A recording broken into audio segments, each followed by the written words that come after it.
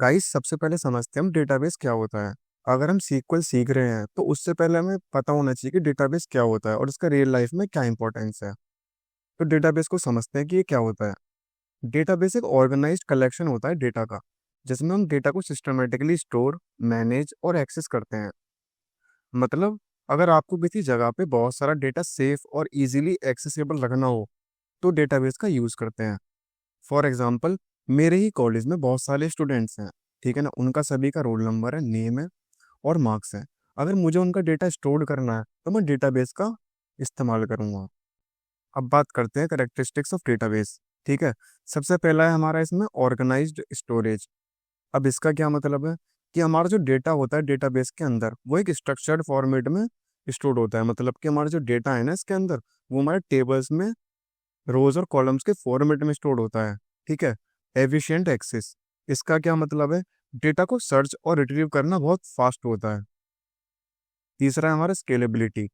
आप स्मॉल या large data set को इजीली हैंडल कर सकते हो। उसे फर्क नहीं पड़ता कि आपका डेटा कितना बड़ा है ना, कि हमारा डेटा बहुत छोटा है या फिर हमारा डेटा बहुत ज़्यादा बड़ा है, तो उसे फर्क नहीं पड़ता। इसकी स्केलेबिलिटी छोटे पर भी वही काम करेगी और बड़े पर भी वही काम करेगी। फोर्थ है हमारा रिलेशनशिप। इसका मतलब ये है कि अगर हमारे पास में दो टेबल्स हैं, ठीक है ना, अगर हमें उनके बीच में कोई रिलेशनशिप बनाना है, ठीक है, तो हम वो काम भी इसके अंदर कर सकते हैं। हम दो टेबल्स के बीच में रिलेशनशिप डिफाइन कर सकते हैं। अब बात करते हैं डेटाबेस के टाइप्स की। इसमें होते तो काफ़ी सारे टाइप्स हैं, बट हम मेनली दो टाइप्स के बारे में बात करेंगे। एक है हमारा रिलेशनल डेटाबेस, दूसरा है हमारा नॉन रिलेशनल डेटाबेस। सबसे पहले बात करते हैं रिलेशनल वाले की। इसमें जो हमारा डेटा है वो स्टोर होता है स्ट्रक्चर्ड फॉर्मेट में, ठीक है ना, टेबल्स की फॉर्म में। ठीक है, और इसके एग्जांपल्स है माई सीक्वल, पोस्टग्रेसक्यूएल और ओरेकल। दूसरा है हमारा नॉन रिलेशनल डेटाबेस। इसमें जो हमारा डेटा है वो हमारा अनस्ट्रक्चर्ड होता है, ठीक है ना। और इसमें जो हमारा फॉर्मेट यूज होता है वो होता है हमारा जेसन या ग्राफ। मतलब कि जेसन और ग्राफ की फॉर्म में यहाँ हमारा डेटा स्टोर होता है।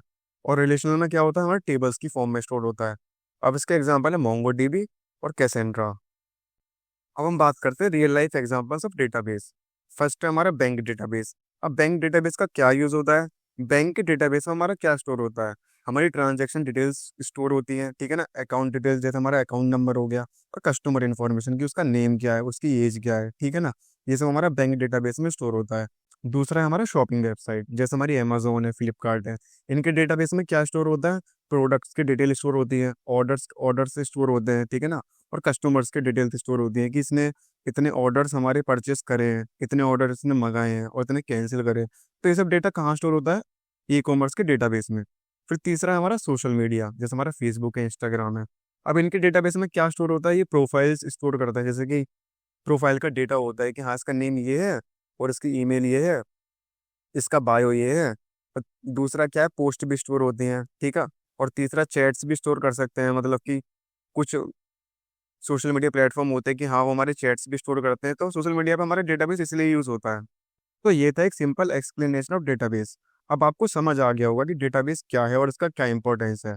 नेक्स्ट स्टेप में हम एसक्यूएल के बारे में बात करेंगे और देखेंगे कैसे डेटाबेस के साथ काम करते हैं। Let's move on.